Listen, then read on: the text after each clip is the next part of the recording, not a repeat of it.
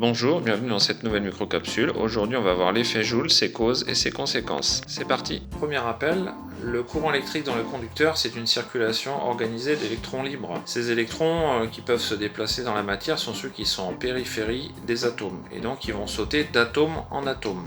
Ces électrons étant chargés négativement, ils vont être attirés par le pôle plus du générateur. Plus ils sont nombreux, plus le courant est intense.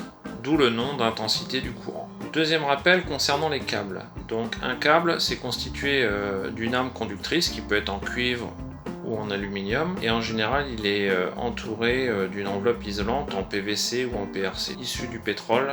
Ensuite on a aussi des câbles dits multiconducteurs.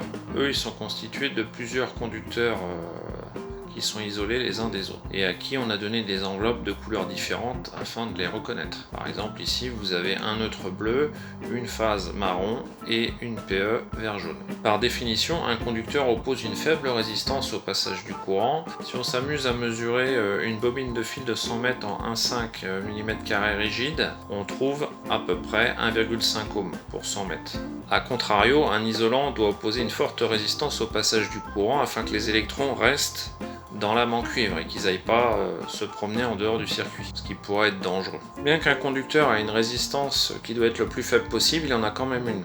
Ce qui fait que lorsque les électrons se déplacent, eh bien, ils sont freinés par cette résistance du conducteur, qui est une résistance physique. Je l'ai symbolisé moi par ce petit entonnoir qui tend à vouloir réduire le passage des électrons. Donc cette résistance du câble au passage des électrons va produire de la chaleur, donc un effet thermique qu'on appelle aussi effet Joule. Cet effet Joule a été mis en évidence par un physicien anglais, James Prescott Joule, qui a donné son nom à l'unité le Joule. Cet effet Joule est très facilement observable sur la plupart des appareils électriques. Par exemple, si vous branchez votre portable, que vous le mettez en charge, après quelques minutes, même voire quelques secondes, vous allez constater en posant votre main par-dessus qu'il dégage de la chaleur. Eh bien, c'est bien une preuve de cette résistance au passage du courant et donc de cet effet Joule. Cette propriété, cet effet Joule, il est utilisé dans beaucoup d'appareils de la vie quotidienne qui servent à réchauffer, soit réchauffer l'air, comme c'est le cas de notre convecteur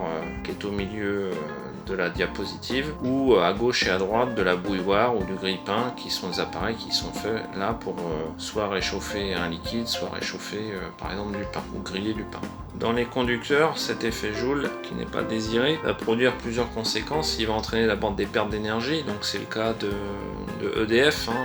Toutes ces pertes Joule, elles vont réchauffer l'atmosphère, mais elles ne sont pas intéressantes. Et puis d'autre part, elles créent des chutes de tension en ligne, donc ce qui fait que les gens qui sont éloignés du transformateur, très éloignés, peuvent avoir des chutes de tension qui vont couper certains appareils, comme le matériel informatique ou les télévisions par exemple, qui vont se couper et qui vont se rallumer quand la tension revient à des valeurs plus conformes. Si l'effet Joule devient trop important, il peut entraîner des surcharges puis des courts-circuits dans l'installation. Ce sera l'objet d'une autre microcapsule, et d'où l'importance de bien choisir les protections, les disjoncteurs ou les fusibles qui vont protéger la ligne et qui répondent aux caractéristiques de cette ligne.